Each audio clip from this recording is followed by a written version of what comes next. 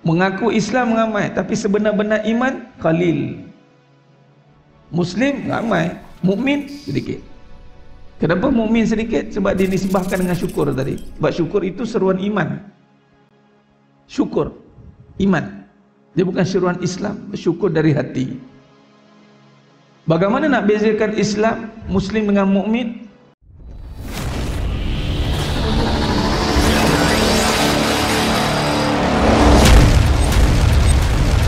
Assalamualaikum warahmatullahi wabarakatuh. Sidang jemaah yang dirahmati Allah Subhanahu wa taala, para tetamu-tetamu Allah yang dimuliakan pada pagi yang penuh barakah ini. Mudah-mudahan kita semua tergolong dalam golongan hamba-hambanya yang benar-benar bersyukur. Amin ya rabbal alamin. Allah berfirman dalam surah Sajadah ayat 9, "Summa sawwahu wa nafakha fihi min ruhihi وَجَعَلَكُمُ السَّمْعَ وَالْأَبْصَارَ وَالْأَفْئِدَةَ قَلِيلًا مَا تَشْكُرُونَ." Ketika Allah tiupkan roh dalam jasad manusia ini, kemudian Allah hidupkan, Allah jadikan pendengaran, Allah jadikan penglihatan. Qalilan ma tashkurun. Nikmatan yang bertambah-tambah. Wala in kafartum inna azabi lasyadid. Tapi sekiranya, ini ibarat macam kata dua lah tuan-tuan, sekiranya kita kufur, inna azabi lasyadid, sesungguh azab ku amat pedih.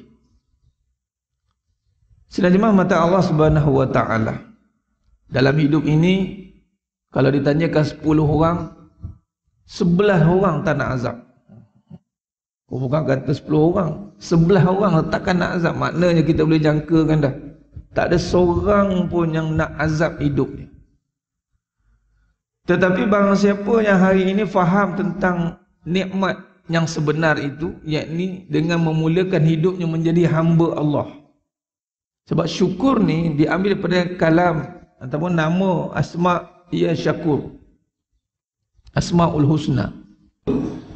Contohlah kalau ada satu sistem, macam kita nak masuk masjid sekarang ni lah, tet scan, syukur, tet kufur, keluar. Dia syukur atau kufur? Dia tak ada, tak berapa syukur.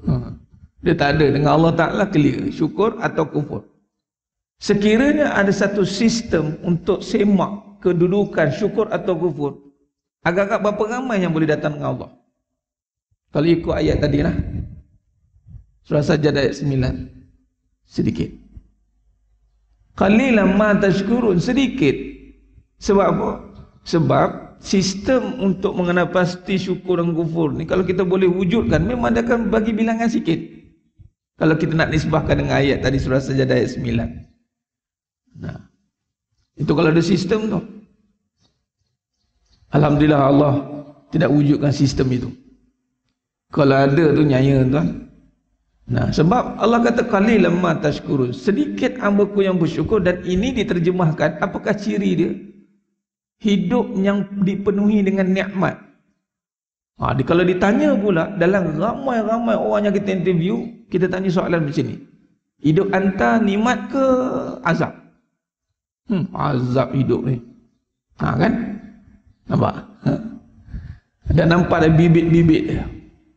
Kalau tanya ni dalam banyak-banyak kehidupan anta lah selama anta hidup ni, banyak nikmat ke banyak azab? Kalau jawab spontan tu agak terpacul keluar, tahulah. Tapi sebab dengan ceramah baru dia boleh, ya Allah banyak ya nikmat Allah ya. Tapi kalau dia tak dengar ceramah, dia kata banyak dia tak ada dah ustaz. Alah hai, payahlah sekarang COVID ni, COVID pula dah. Dah mula. Tah, ni ada anak dulu je lah berdua, sekarang ada anak, payahlah sekarang. Mula. Dulu tak kerja, sekarang kerja balik lah. Dulu masa COVID sibuk nak kerja, bila dah kerja sibuk nak berhenti. Macam tu lah, sibuk lah sekarang ni, macam tu lah. Manusia ni serba tidak kena, serba je tak kena. Sebab apa serba tak kena? Sebab dia tak kenakan pada tempatnya, yakni menjadi hamba Allah. Sebelum dia memiliki dunia, memegang dunia ini, Dia kena pegang dunia dengan sifat yang sebenar, yakni sifat kehambaan. Sebab itu akhirnya kalau kita tanya tadi kufur tadi, memang orang takkan mengaku. Mana orang nak mengaku kufur? Bahaya. Tapi mengaku syukur ramai, mengaku syukur ramai, tetapi sebenar-benar syukur qalil. Mengaku Islam ramai, tapi sebenar-benar iman qalil. Muslim ramai, mukmin sedikit. Kenapa mukmin sedikit? Sebab dia disebahkan dengan syukur tadi. Sebab syukur itu seruan iman. Syukur, iman. Dia bukan seruan Islam, syukur dari hati.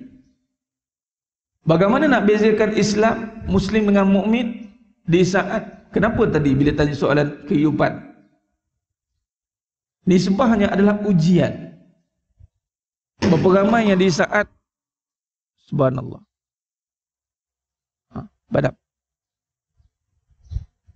Subhanallah. Mic padam.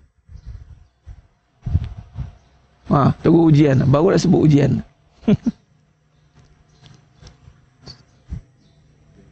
Ambilkan mic. Subhanallah. Ni. Allahumma salli ala Muhammad wa ala ali Muhammad. Berapa ramai ketika diujian, baru Allah sebut uji terus uji. Ketika ujian nak menguji keimanan seseorang itu adalah dengan ujian.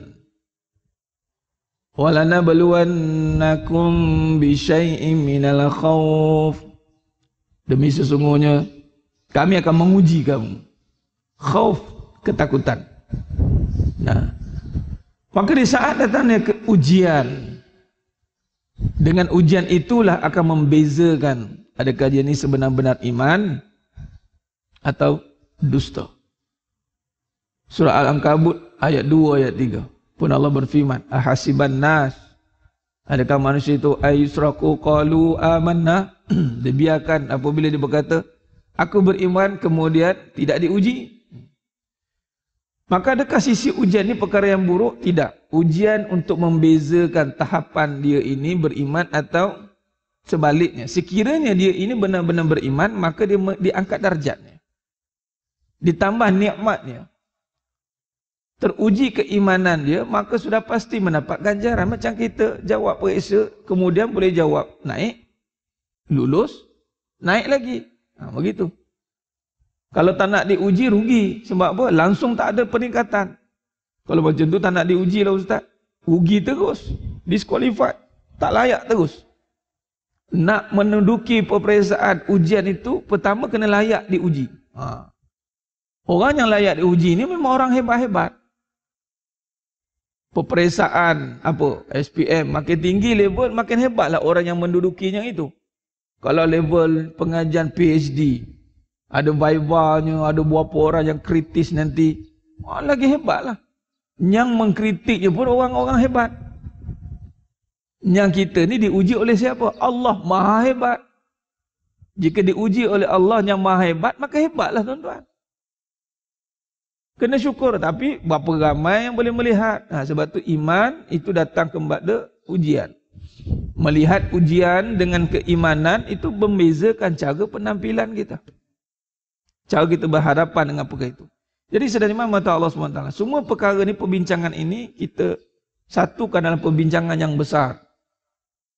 Setelah sekian lama kita tidak bersua ni, alhamdulillah, ni kembali saya dalam syarah kitab Hakikat Kehidupan, tuan-tuan.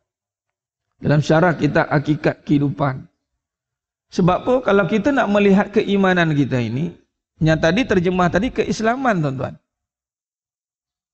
Solat itu terjemahan keislaman seseorang. Sebab Nabi kata mafhum hadis, membezakan kafir dengan Islam tu solat. Kalau tak solat, ternyata ada keraguan pada dia, Islam ke tidak ni. Dan syarat Islam mesti beriman, syahadah. Tapi di mana nak tengok keimanan? Solat, ya, orang yang sepatutnya menunaikan solat itu pasti orang beriman. Tetapi belum tentu orang yang solat itu sempurna iman, belum tentu. Sebab tu ada amalan dinamakan munafik. Munafik pun ada Ustaz. Habis tu tak gunalah beramal. Kalau tak beramal nampak terus.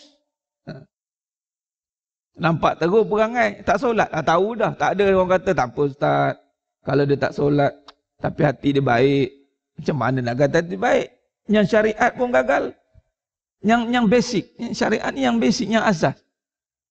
Begitu. Tapi setelah melakukan yang asas, yang paling asas, basic, dia ada lagi cerita dia. Adakah sempurnanya asas itu? Itulah pengajian iman. Nak cerita bab iman ni kat mana tuan-tuan? Kat kitab pengajian iman. Habis kitab, habis pengajian. Oh tidak. Pengajian iman itu berlaku dalam kehidupan. Rukun iman ada 6. 5 yang atas kita boleh faham. Allah, malaikat, kitab, nabi. Hari kiamat. Ya Ustaz. Sami'na wa ata'na. Khair. Ya. Tapi mari qada dan qadar gagal. Gagal satu, gagal semua. Iman tidak boleh kata, Ustaz dalam 6 tu rukun iman. Ginilah, saya slow-slow lah. Saya slow-slow. Ramai orang kadang-kadang begitu. Dia nak berubah, dia kata, saya nak berubah slow-slow lah Ustaz. Slow-slow tang mana agak-agak? Saya kena kenal pasti dulu slow-slow dia. Kalau slow-slow dia macam solat, tak reti lagi Ustaz. Kaya baru masuk Islam, Al-Fatihah pun tak reti baca. Slow-slow lah. Ada kemampuan. Kalau langsung tak boleh baca, Subhanallah, Alhamdulillah, Allahu Akbar. Ada nasnya. Kadang-kadang Al-Fatihah dia memang tak boleh baca. Macam kita, Alhamdulillah. Lahir-lahir dalam majmuk bi'ah itu Islam. Kalau yang betul-betul tak boleh baca, takkan kena nak paksa, tak boleh. Ada kaedah fikihnya. Ustaz, macam mana ni? Saya nak solat tapi banyak kekangan dia. Solat katanya. Yang penting, tak apa. Tapi kalau dalam bab iman, dia tidak boleh slow-slow. Sama ada percaya atau tidak. Tak boleh slow-slow. Kitab ni Ustaz, slow-slow lah kot 30 juzuk ni. Bagi masalah untuk saya percaya. Selagi dia tidak percaya, lagi itu tidak beriman. Wa ima satu huruf dia ragu, batal syahadah. Bayangkan. Al-Quran itu iman, bukan Islam punya perbincangan. Ada ingat Al-Quran ini, selalu saya ulang benda ni. Ingat bila membaca Quran, ternyata keislaman. Al-Quran itu menyatakan keimanan sebab dia duduk pada rukun iman. Percaya pada kitab. Ustaz, saya tak reti baca Quran. Huruf pun mengangkat, makhraj tidak betul. Bacaan Al-Quran bermula dengan hati. Wajib percaya dulu. Zalikal kitabu la raiba fi. Ini kitab tak ada keraguan. Tak boleh baca tak apa. Tapi jangan ragu. Sebab apa jangan ragu? Kalamullah. Tak boleh baca? Tak apa. Macam undang-undang, law. Buku undang-undang tuan-tuan. Kita bukannya mengaji law. Tak faham apa betul bahasa pun dalam law tu. Tapi ada berani kita kata, saya tak percaya undang-undang ni. Tak percaya, ke dalam dulu. Kita bincang kat dalam. Kat mana? Lock up. Oh, gitu. Ya. Maknanya begini. Bab iman, 5 mungkin kita boleh faham. Tapi 6 tu, qada dan qadar duduk di mana? Kehidupan. Ramai orang boleh solat, tetapi mari kehidupan susah, dia tak terima. Kenapa saya solat, Ustaz, tapi saya masih susah? Datang ujian iman. Ataupun dia solat, kemudian dia senang. Dia percaya sebab apa dia punya senang tu, sebab apa? Sebab solat dia? Atau sebab Allah bagi dia senang? Ini tuan-tuan, ni halus ni. Ada orang dia ingat sebab solat dia senang. Jadi sebab dia tak senang, sebab dia tak solat. Okey, dia pun solat. Kemudian tak senang-senang. Nak cakap apa? Makin solat makin susah. Dan rupanya Allah nak bersihkan dia punya benda-benda yang tak betul tu. Sebab tu kadang-kadang ada orang kata, saya berhijrah Ustaz, makin perit penghijrahan saya. Bukan perit, itu nak bersihkan dosa. Solatlah macam biasa balik. Tapi Ustaz, saya ada satu tu kata gitulah. Saya makin takut nak dekat dengan Allah. Rasa macam-macam ujian datang dalam hidup saya. Sudah ni. Kamu faham macam mana nak dekat dengan Allah ni? Sehingga hidup saya makin senang tapi makin susah. Susah itu adalah untuk menguji keimanan. Adakah benar-benar kita ini mau dekat dengan Allah secara ikhlas ataupun masih berbagi-bagi? Itu ujian kehidupan. Jadi dalam pembincangan hakikat kehidupan ini, kita mentafsir semula perjalanan kehidupan kita bersandarkan kepada tarik nubuwah. Jadi kan ada tarik dan ada jalan pentafsiran ni. Apa tarik nubuwahnya? Itulah khuluqul akhlaqul karimah, khuluqul Quran, akhlak Al-Quran. Yang mana bersandarkan kepada Nabi SAW, tertegak dengan 4 usul perbahasan.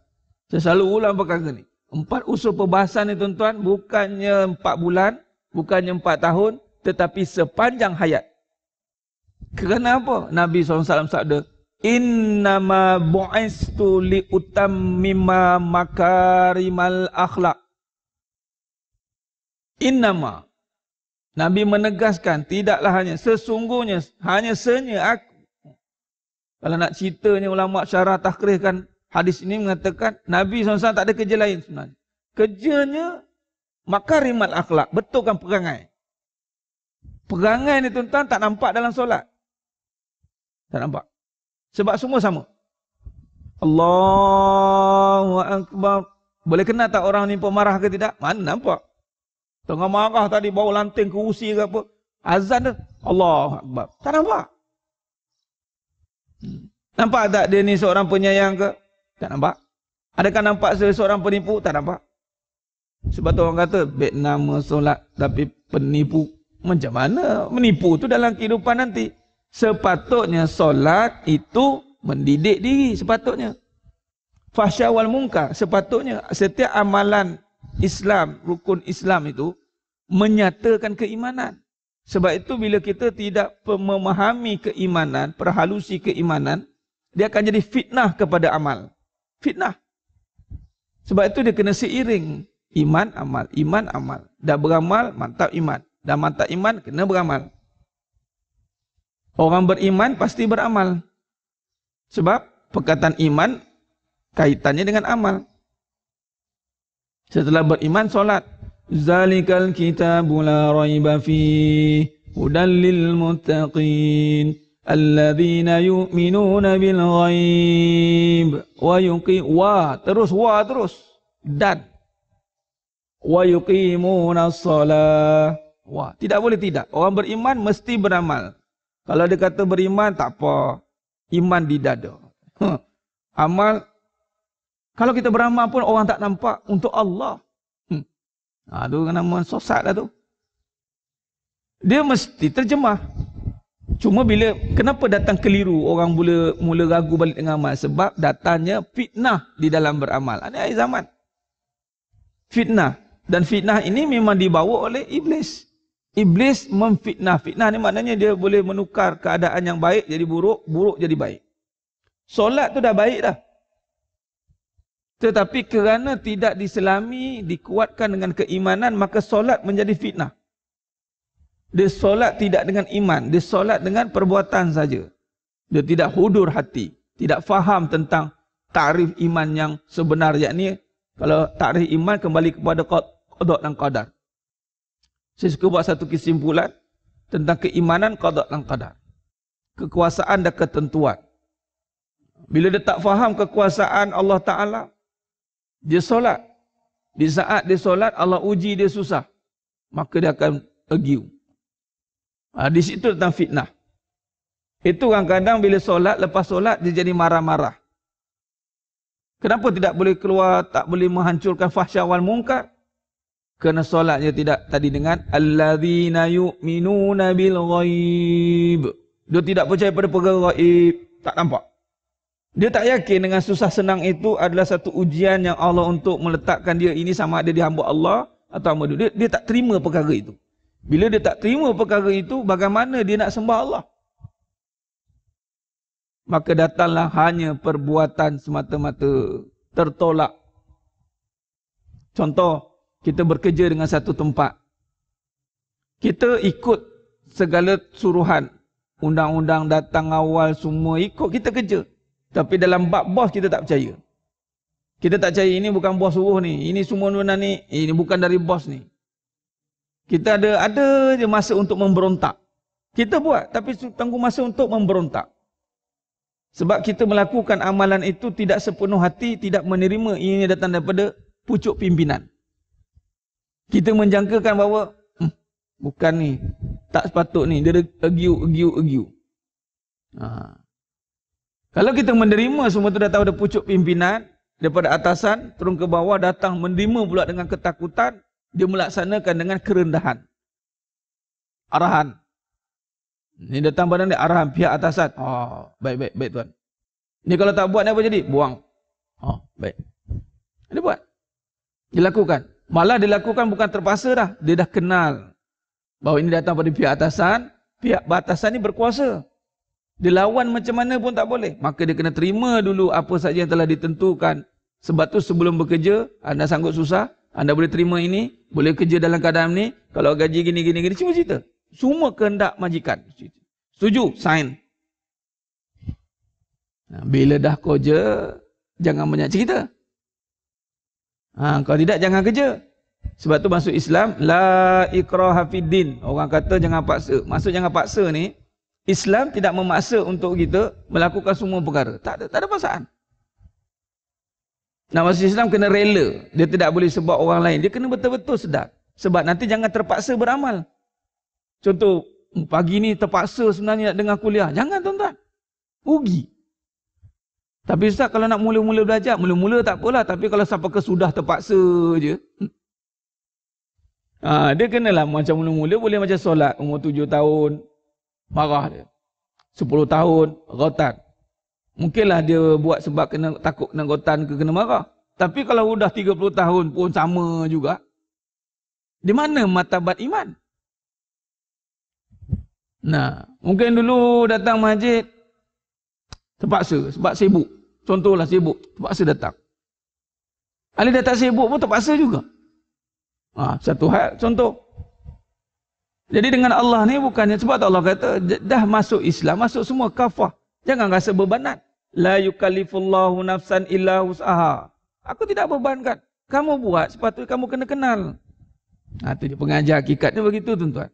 Jadi sedang imam mata Allah SWT. Maka di sini, apakah kekangan atau halangan yang menyebabkan ketika kita nak melaksanakan perkara yang dinamakan suruhan, yang Islam, keimanan kita ni, dia ada halangan-halangan dia tuan-tuan. Maka di sini saya nak kongsikan satu hadis Nabi SAW yang dipetik pada hadis akhir zaman ni. Yang mana pertama kita kena faham kita berada di mana dulu. Situasi mana kehidupan kita ni, bincang bab kehidupan. Tapi kehidupan di mana ni? Di fasa mana kehidupan kita? Akhir zaman. Kita berada di akhir zaman. Banyaklah petanda-petanda yang kita boleh syarahkan. Cuma kita boleh buat satu kesimpulan pengenai hakikat ni. Disebut sebagai akhir zaman itu adalah apabila banyak yang berlakunya fitnah. Fitnah ni itu tadi. Yang baik dia katakan buruk, yang buruk dia katakan baik. Bukti tadi solat. Fitnah. Amalan tu sepatutnya baik. Tetapi kenapa ada persoalan orang solat pun jahat ustaz? Tu fitnah lah tu. Fitnah dah keluar. Fitnah sepatut perkara baik jadi buruk. Kenapa perbuatan-perbuatan itu telah melangkaui daripada kebaikan sepatutnya. Jadi kata Nabi SAW, an Abi Hurairah radhiyallahu anna Rasulullah sallallahu alaihi wasallam qala badiru bil a'mal fitana ka qita'il lail muslimil yusbih ar-rajulu mu'mina wa yumsi kafira aw yumsi mu'mina wa yusbihu kafira yabi'u dinahu bi'aradin minad dunya. Artinya daripada Abu Hurairah radhiyallahu an bahawasanya Rasulullah sallallahu alaihi wasallam bersabda, bersegeralah kamu beramal sebelum menemui fitnah. Apa itu fitnah? Ujian terhadap iman. Kurungan ulama kata fitnah, bila merujuk pada fitnah, dia pergi pada iman. Bila kata fitnah, iman. Al-mal wal banun zinatul hayatid dunya. Al-mal wal banun, harta dan anak fitnah. Apa itu fitnah? Ujian berat terhadap iman. Nah, harta ni ujian berat. Nak sedekah ke nak simpan? Nak sedekah ke nak simpan? Ni semua dah bayar dah ni. Bulan-bulan overhead semua settle dah. Ada lebihan. Ujian iman itu tuan-tuan. Sekarang kalau sedekah short pula, dia mula pening. Nah, tu masuk iman tu, fitnah tu. Baik. Maka bersegeralah kamu beramal sebelum menemui fitnah. Seumpama malam yang sangat gelap. Tu dia fitnahnya, malam yang sangat gelap. Seseorang seperti apa yang sangat gelap itu? Seseorang yang masih beriman di waktu pagi. Ni pagi ni kita ni dengar ceramah, kita samalah tukang ceramah, tukang dengar. Sebab tukang ceramah pun dengar lebih banyak daripada yang mendengar. Sebab mulut dia, telinga paling rapat dengan dia. Jadi sewaktu pagi dia beriman, kemudian di waktu petang dia sudah kafir. Wa na'udzubillah. Petangnya kafir tuan-tuan. Allah. Kemudian pada esok harinya, waktu petang dia beriman, pagi kafir. Pula petang beriman, pagi dia kafir. Allah. Kenapa jadi begini? Kerana Nabi kata, ia telah menjual agamanya dengan sedikit dari mata benda dunia. Sebut jual agama ni, itu hari pun saya sentuh bab ni. Di sini saya sentuh juga. Jual agama ni jangan letak kepada golongan agamawan saja. Jangan letak pada asatizah. Ini penunggang agama. Agama ni kepada siapa yang mengucap 2 kalimah syahadah. Tu dia. Asal dia mengucap 2 kalimah syahadah, dia orang agama. Beragama lah. Dia jual agama kerana dunia. Apa maksud? Dia jual tuntutan Allah Ta'ala kerana kesibukan dunia. Jual lah. Allahu Akbar, Allahu Akbar. Allahu Akbar, Allahu Akbar. Allah besar ke kerja besar? Allah besar ke kerja besar? Jual Allah. Tergadai. Sibuk dengan kerja. Habis Ustaz, kalau katakan zuhur kan panjang, subuh, zuhur ada. Diberi kelonggaran bukan nak untuk ambil kesempatan. Islam ini amalan-amalan yang disuruh dalam agama bukan dibincang dengan keadaannya ringan. Kita kena syadidkan. Maksud syadid ni kita kena letakkan dulu keutamaan. Kemudian sekiranya ada halangan baru gunakan. Musyaqqah. Asalnya dia nak buat. Asalnya. Dia tak boleh, tak apa. Kalau main tak apa, nyaya. Inilah halangan yang besar yang mana kehidupan dunia kembali menjadi agenda utama. Dunia. Jadi, dalam perbincangan hakikat kehidupan ini, kaedahnya adalah kita nak menterjemahkan kembali dunia dengan pandangan agama. Kita tak nak tengok dunia dengan dunia. Yang jadi isu sekarang ni kita tengok dunia dengan dunia. Duit dengan duit. Itu maksud dia. Duit dengan duit. Duit dengan duit. Duit nak dapat duit dengan duit lah Ustaz. Dia tak nampak duit nak dapat dengan Allah. Dia tak nampak Allah. Bila dia tak nampak dunia dapat dengan Allah, maka Allah ni jadi secondary. Kenapa orang susah nak datang ramai solat? Sebab dia rasa solat apa kaitan dengan dunia? Solat bukan lestari kelangsungan kehidupan. Dia main dalil ni tuan-tuan. Agak-agak nak pilih yang mana? Nak kerja ke nak solat? Agak-agak. Kerja. Solat. Bila dah tak ada kerja baru solat. Allah. Kalau itulah dalil yang dipakai dalam kehidupan, kita mati sebelum datangnya kematian yang sebenar. Mati hati dia. Bila mati hati dia, tiada apa lagi yang dia nak dapat dalam hidup ni. Sebab semuanya susah hati, sakit hati. Bagaimana dia tidak melihat bahawa nak dapat dunia mesti dengan Allah? Sebab Allah pemilik dunia. Mana mungkin boleh dapat dengan usaha dia? Mana boleh dapat dengan diri dia? Ini datang pengajar hakikat. Sebab tu para sahabat antara yang... 1 minit. Para sahabat antara orang yang paling sibuk menguruskan dunia tuan-tuan. Khulafa ar-Rasyidin. Sekiranya adalah mereka zaman sekarang ni, tuan-tuan, saya rasa, ya Allah, tak terlawan dari segi kejayaan hartanya, positionnya. Ni, orang expert ni, front line ni, tuan-tuan. Abdurrahman bin Auf radhiyallahu anhu, Abu Bakar Siddiq radhiyallahu anhu, Umar Khattab radhiyallahu anhu, Utsman bin Affan radhiyallahu anhu, front line. Ni semua ni, kalau ada multi-billionaire. Utsman bin Affan radhiyallahu anhu, triliuner, harta 1400 tahun. Siapa boleh challenge hartanya ada 1400 tahun lagi sampai sekarang? Kita masih lagi buat fokus 10 tahun, dividen berapa? Itu pun kau dapat. Berapa? Berapa nak carum ni? Nah, Sayyidina Utsman bin Affan dah buat lah 1400 tahun maintain harta sampai sekarang. Tapi tak pernah lagi nak berdol adalih dengan Allahu Akbar, Allahu Akbar. Sahabat tak pernah kompromi dengan kalimah tu. Allahu Akbar, Allahu Akbar. Tutup. Ini diterjemahkan di Makkah dan Madinah. Cuma kita lah tak mampu nak zahirkan secara keseluruhannya lagi. Tetapi sekurang-kurangnya kita boleh zahirkan pada diri kita sendiri.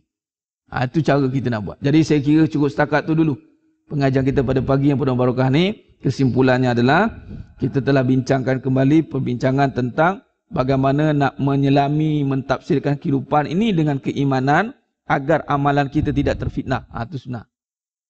Sebab keimanan ini duduk dalam kehidupan. Kalau orang tanya, iman ni kat mana nak tengok? Tengok hidup dia, cara hidup dia. Sebab tu ada satu hadis mafhum hadis, ada seorang jiran ini, dia beramal cantik perempuan. Kemas. Semua amal dia buat. Solatnya, tahajudnya, semua qiyamnya. Tiba-tiba mulut tak jaga dengan jiran. Itu kehidupan dia tu. Finnar, Nabi kata. Ini neraka. Kenapa neraka, Ustaz? Kehidupan. Kehidupan ni 24 jam, tuan-tuan. Kalau amalan ni, sekejap lagi habis dah. Jadi, habis solat, selesai. Sekejap lagi zuhur, selesai.